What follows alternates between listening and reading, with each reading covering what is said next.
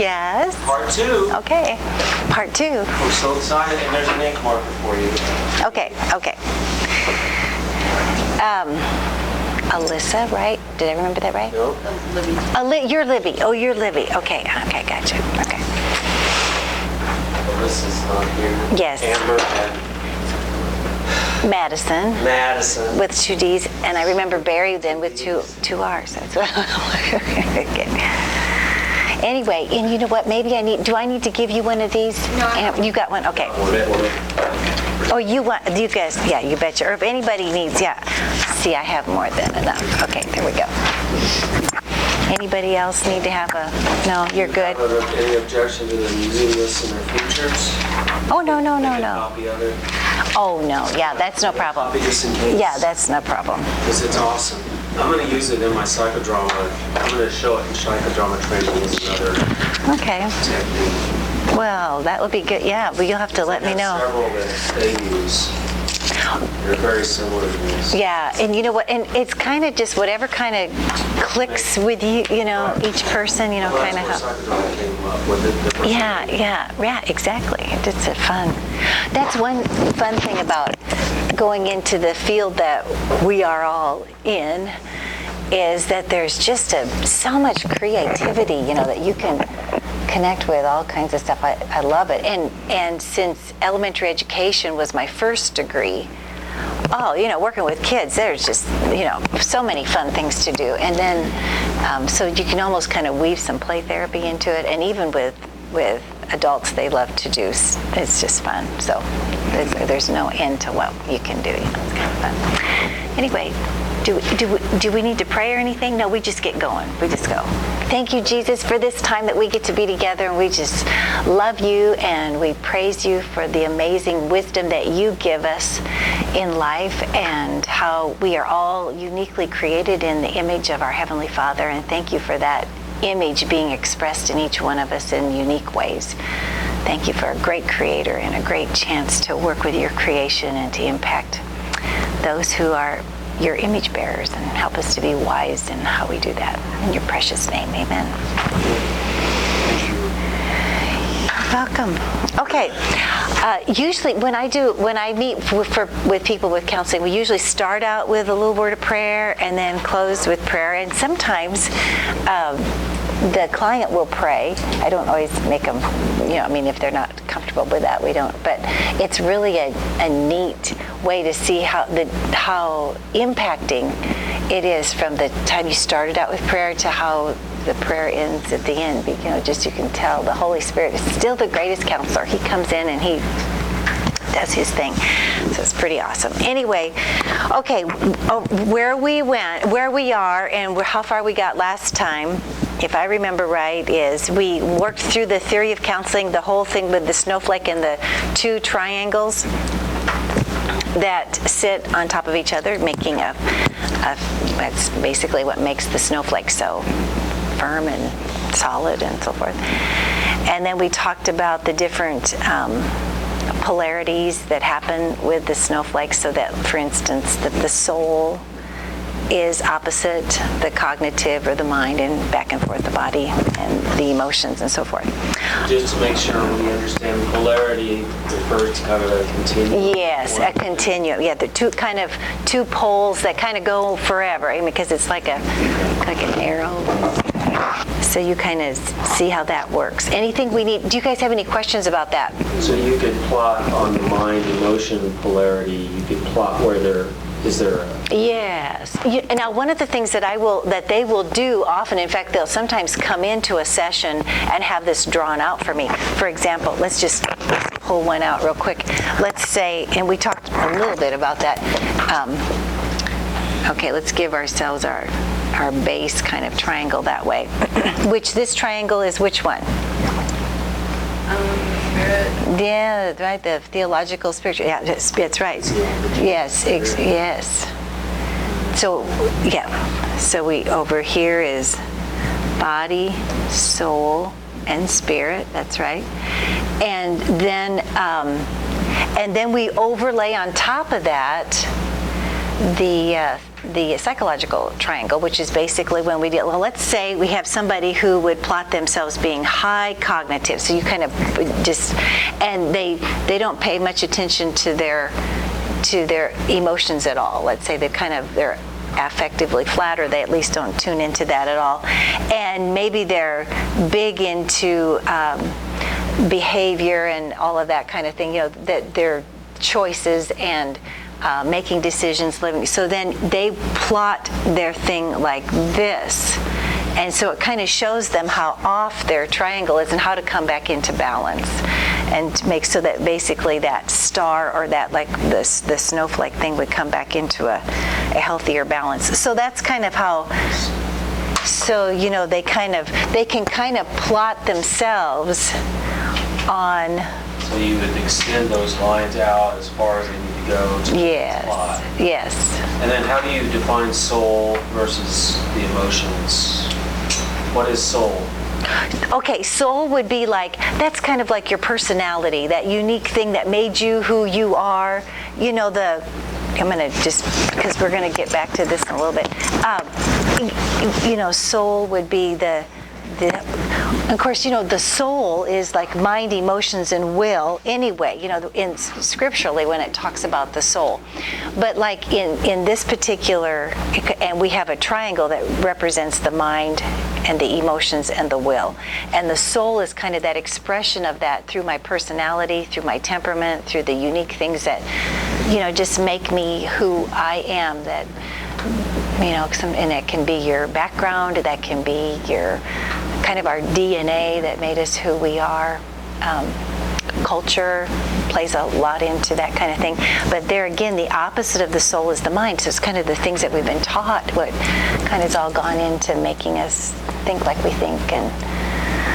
And kind of back to, remember when I said when we go soul winning, we're actually giving people a new message to think. It's like this is a whole new, the gospel is that good news. This is a whole new way of thinking. And so it's kind of even how that kind of plays into it that way. So anyway, does that kind of, before I float further, any other thoughts or questions on that?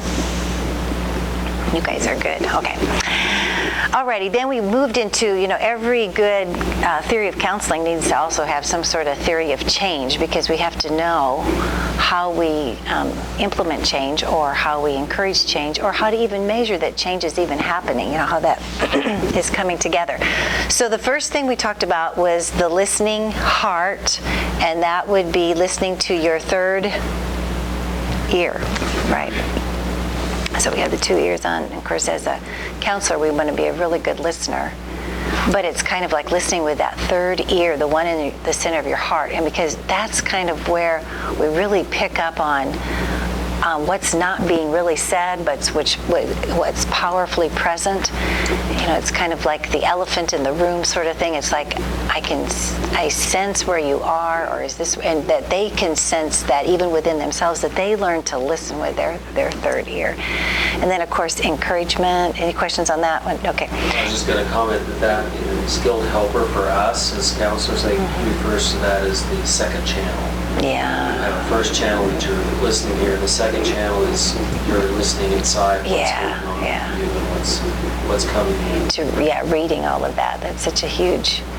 And there's sort of this thing of, I believe really strongly in having coherence between what you're thinking and your heart, so that your brain and your heart are in sync with each other, and how that just lends to a great deal of credibility, even as a counselor, because if they think you're just doing the psychobabble kind of thing with them, doesn't cut it, that kind of thing. So it's like we've got that we're all in sync, and that we get them in sync with their own heart too, which is huge.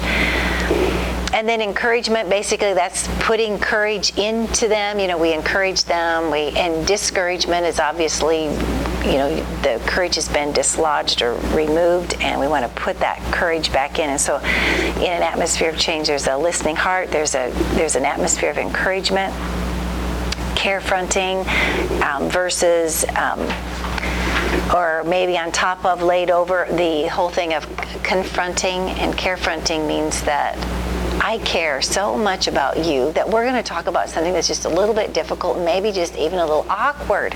But you know what? If I didn't care about you, I wouldn't go here, but because I do, we're going to do this. And usually, in fact, you know what? I was trying to think about this. I don't know that I remember anybody really resisting that with me if I laid it out that way and I introduce it that way. You know, when you just say, I think we're gonna dive into some deep waters, different waters, little things that could seem just a little bit awkward and uncomfortable, but I really care. And I know you're here because you care too. So let's just do this together and kind of navigate. And so the care fronting is a huge piece.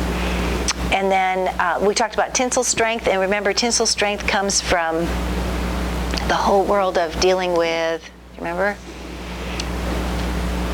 With glass, you know, and basically Tinsel Strength is how much flex there is with glass before it actually breaks.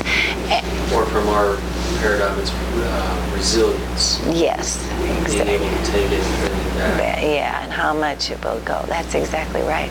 And the exercise that I would have students do would be I give them a toothpick at the beginning of the class and tell them they have to make a circle out of the toothpick without breaking it. And so they all work on that while we're during that particular class time. And I've had probably 3 students make it happen.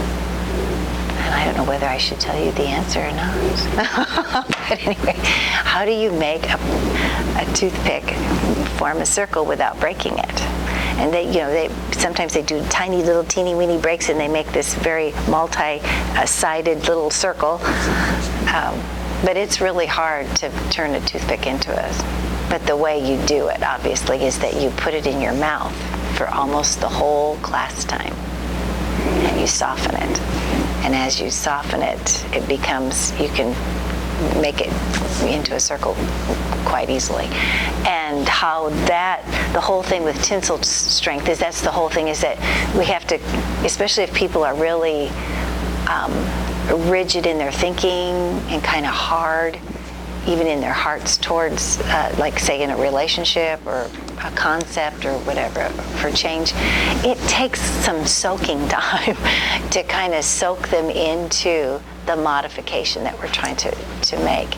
And so anyway, the whole thing with Tinsel Strength is that how do you do that with a client? And I would say for me and Bill, it would be interesting to hear kind of what you would say about this too, but when I'm in a session, say with a couple or with a family, and you've got varying degrees of Tinsel Strength, that can get a little bit tricky because perhaps one has more flex and they're eagerly wanting to be there for counseling, and they maybe even were the ones that called and got the whole counseling process started. But let's say the spouse is not so into that and they're very rigid, or the child or the dad or whoever it would be in that family constellation. Sometimes you've got people who are at different levels of Tinsel Strength, you know, how much flex they have. And so that can get a little bit tricky when you're working with multiple clients at one time.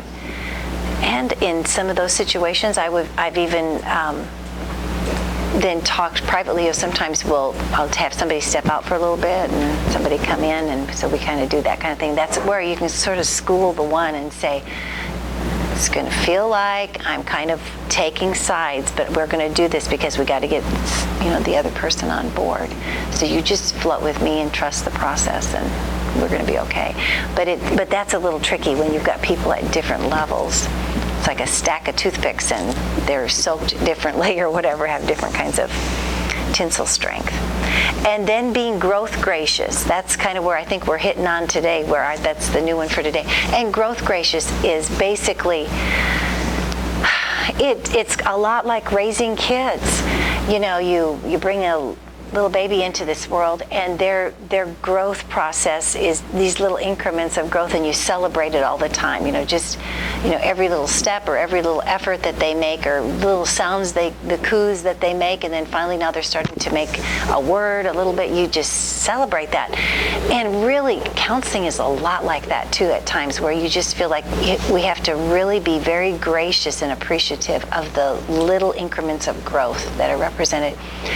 And the other thing that I just have discovered, and that is that a lot of times people don't appreciate their own growth process, and they don't realize what a change there's been. And that's why taking good notes during the counseling session can be really valuable at this particular point, because you can say to somebody, do you realize where you were 6 months ago, or where you were a year ago, or whatever, and actually go back and say, this is, and I'll read off my notes to them, and they just are amazed, because sometimes growth can come so gradually that you don't really appreciate your own growth. So to be very gracious with it and give it, it's like watching the plant grow. It seems like the plant never grows while you're watching it, but that's what we need to do, is that we need to really be careful and say,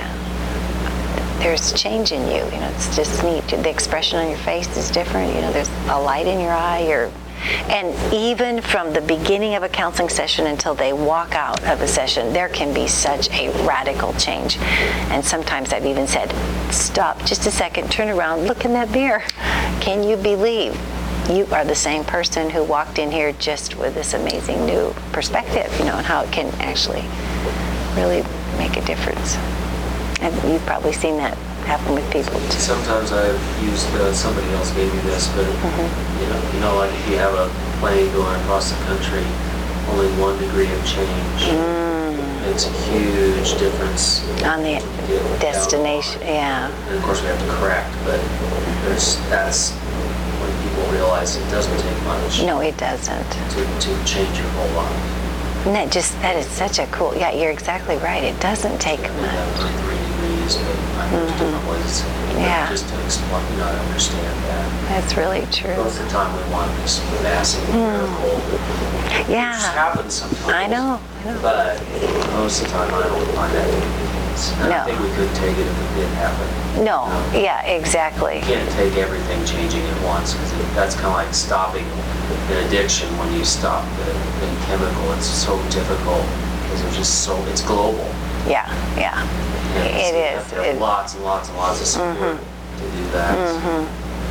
I think about, like, even when God was taking the Israelite people back to the promised land, they were supposed to get back there, he didn't let them just take the whole thing over, because the wild animals would have taken over. I mean, there was no way they could have fought off all the enemies and just all of the stuff. It's kind of interesting. So they inched their way into the promised land, some of that too. I mean, it's just like that spiritually, that's the way. And I think God is so growth gracious with us too. He loves us even though there's a whole raft of stuff he needs to work on with us. Same thing. And then the 6th one is to be an options expert.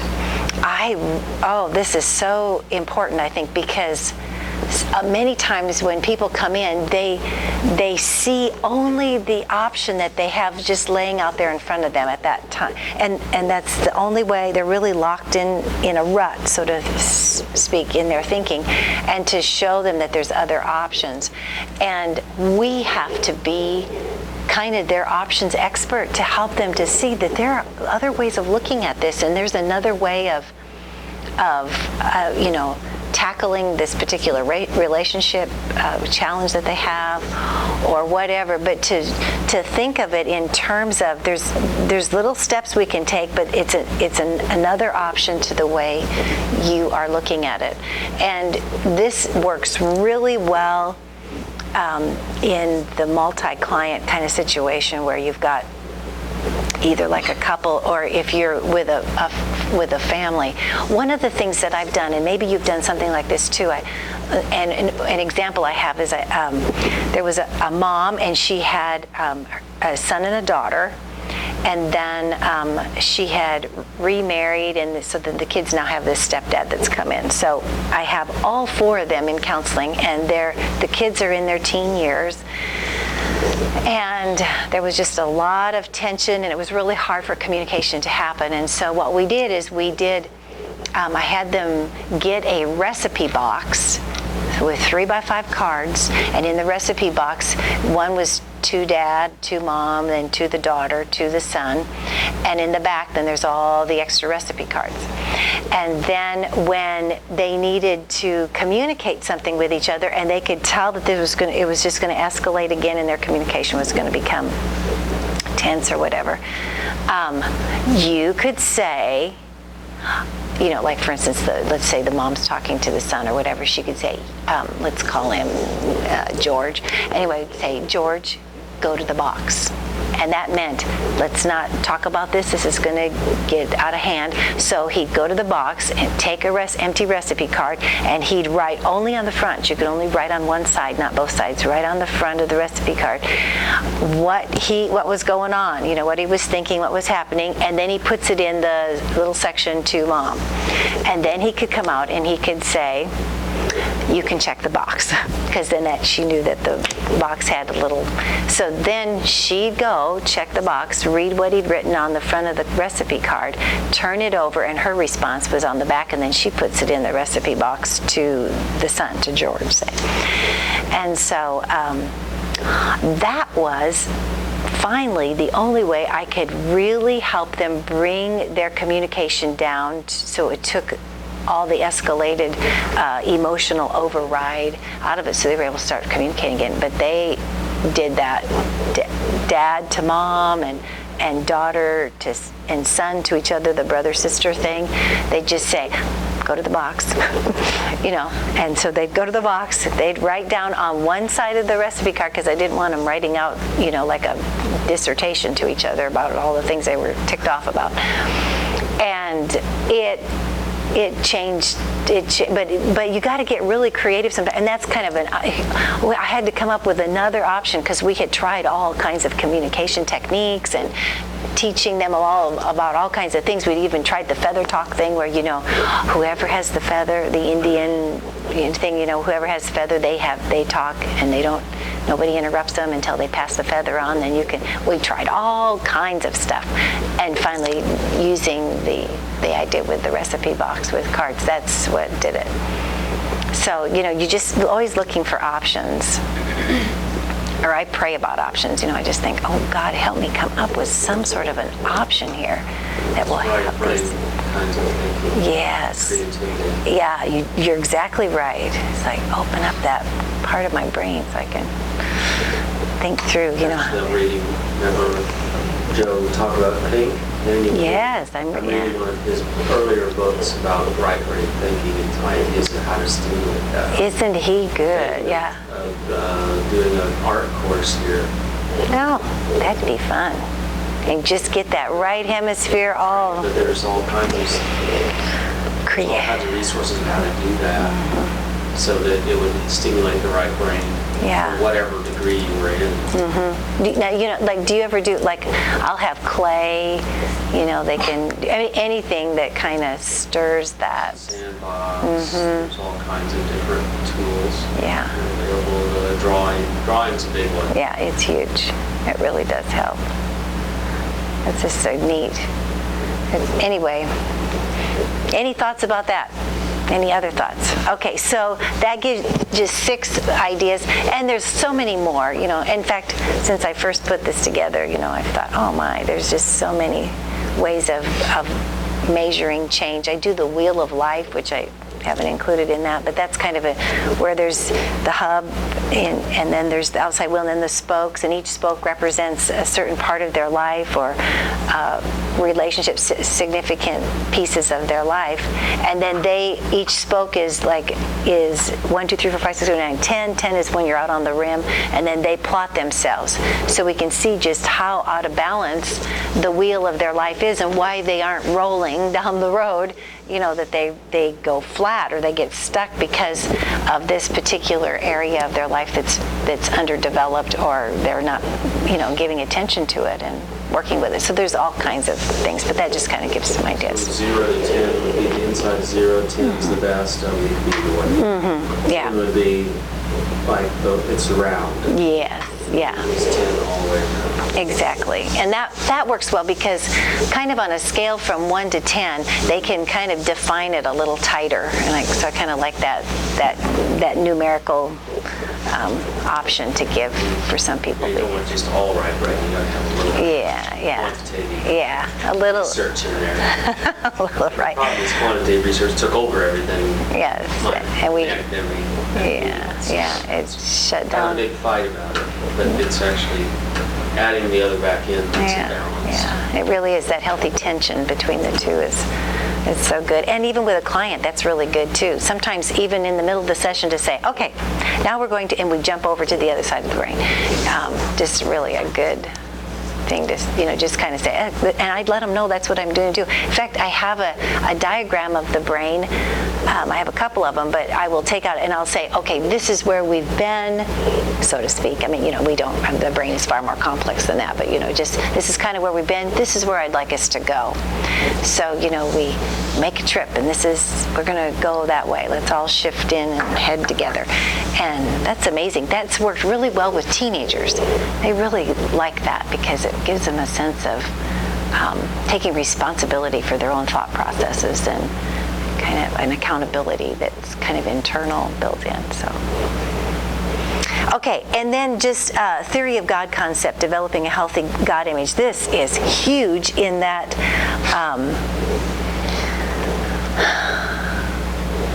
usually, so many times, even Christians and people who've grown up in Christian homes or whatever will have such a poor God concept. I mean, it's like, hello, who would want this God that you've got because it's just a scary God concept or such a demeaning God concept or whatever. But to move them into a healthy God concept, and I feel like that's important because I believe that we were created in the image of God, and if we've got a poor concept of our Creator and now we're created in His image, then certainly it can lend itself to having a poor self-image then too.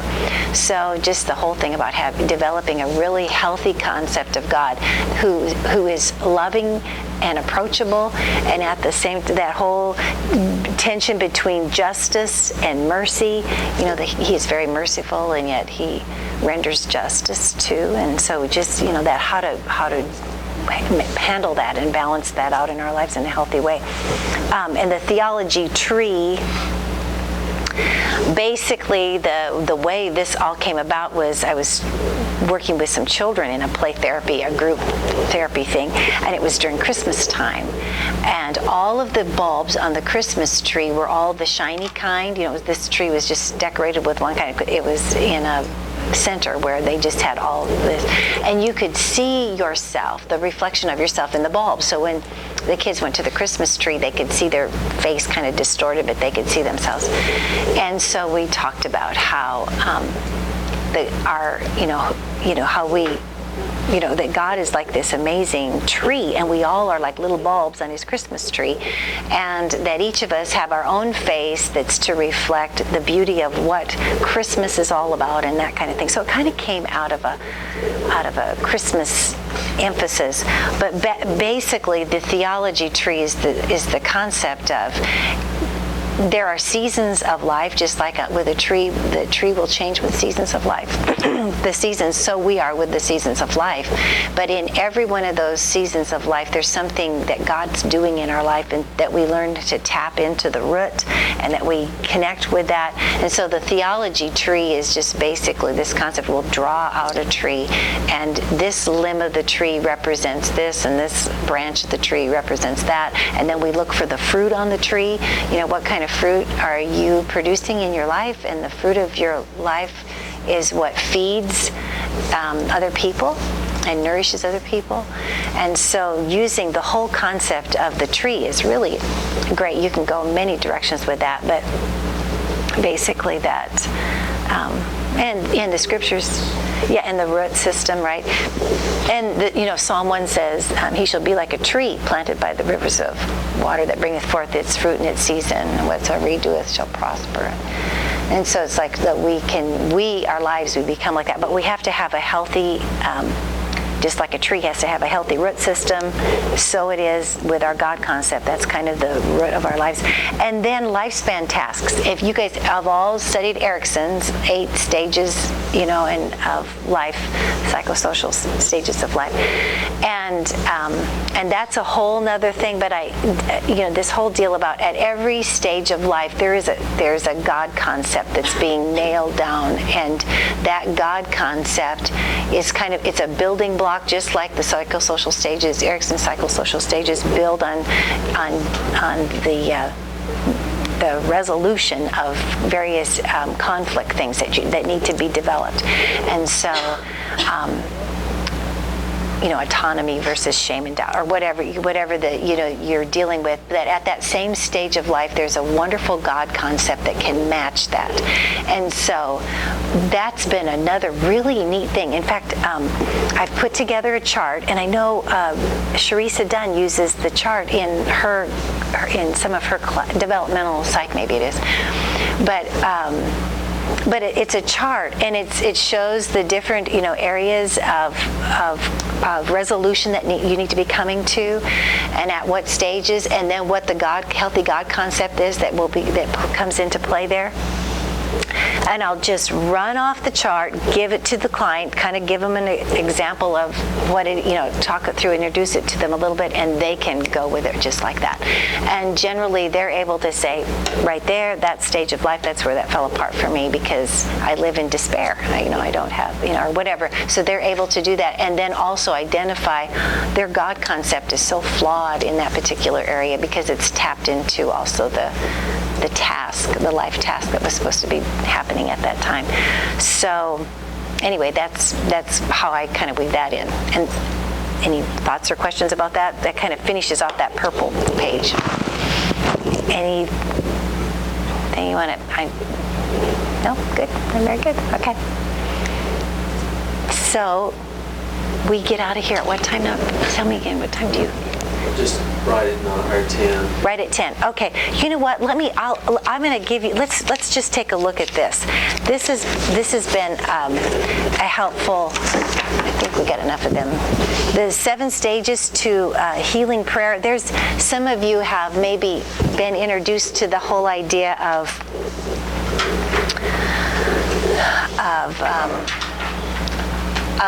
how you use prayer to bring people through a healing process. Now, some people are really uncomfortable with prayer. Some people just don't feel really comfortable with that.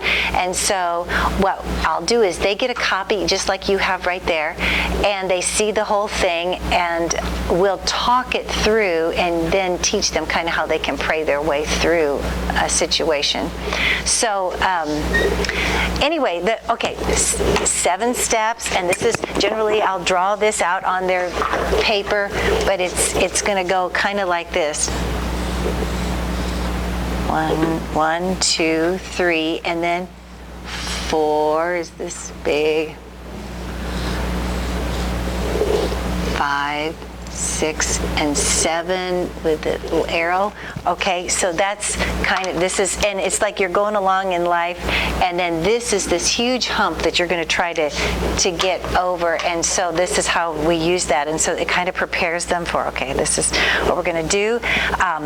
Number 1 is, first step, we identify what the problem is. What's the problem? What's happened? What's gone wrong? What's the incident, the offense, that painful memory, whatever it is that you're dealing with.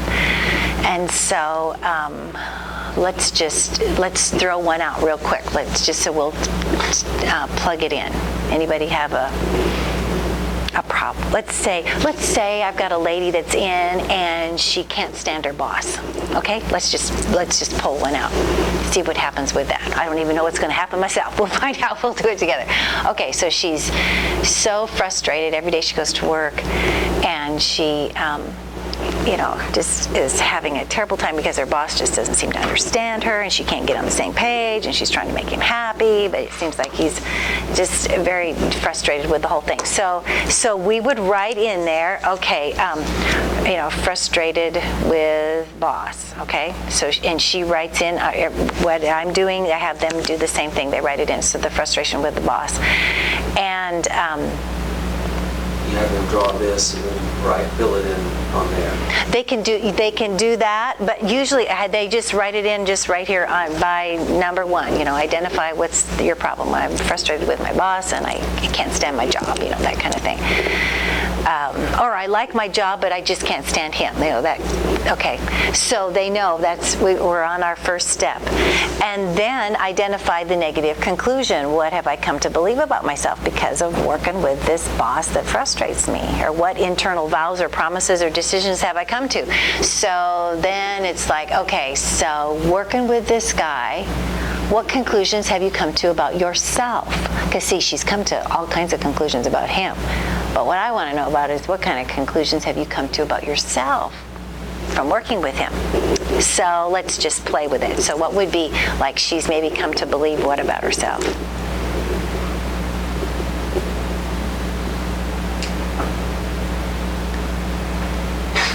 Like she might say, I just feel like I'm stupid and inept and I can't do my job and I'll never make him happy. So the negative conclusion is come to believe that I feel stupid and incapable, So we write down some of those things. That's what she's come to believe about herself. And then I identify its negative impact on you. So that's step 3. How has that negative conclusion impacted who you are? How's it modified your attitudes, your behaviors, or how you relate to other people?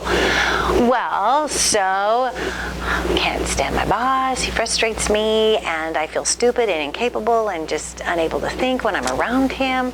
Okay, so how's that changed, how's it impacted you? Well,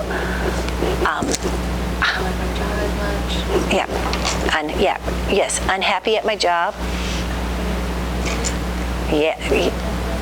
Exactly. Self-confidence is gone. So we write these things down. That's very good. In my marriage. Yes, that's right. Because now I go home and that's all I can talk about, and my husband's frustrated with that, and that sort of thing.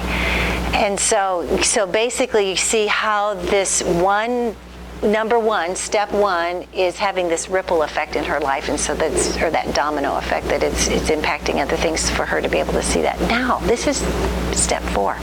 And I will tell them, step 4, especially for us Christians, can be kind of the hard one. And I want you to follow this. Identify the need of repentance, and they'll